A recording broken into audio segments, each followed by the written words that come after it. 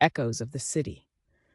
In the heart of the sprawling metropolis, where skyscrapers pierced the clouds and the pulse of life thrummed beneath the surface, stood an old bookstore, a relic of a bygone era.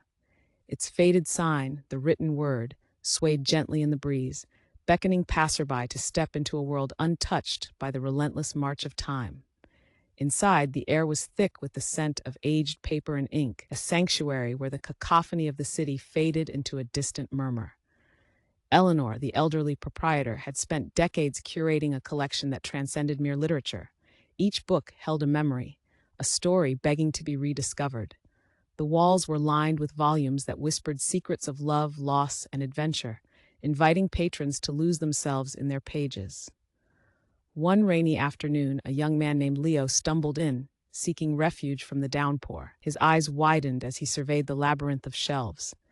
"Do you have anything that speaks to the city?" he asked, his voice barely above a whisper. Eleanor smiled knowingly, reaching for a worn copy of The City and the Stars.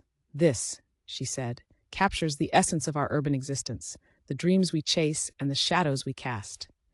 As Leo read, the city transformed around him.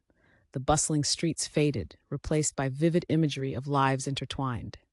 Hours slipped by unnoticed, and when he finally emerged into the damp twilight, he carried not just a book, but a new perspective on the city, a tapestry of stories waiting to be woven.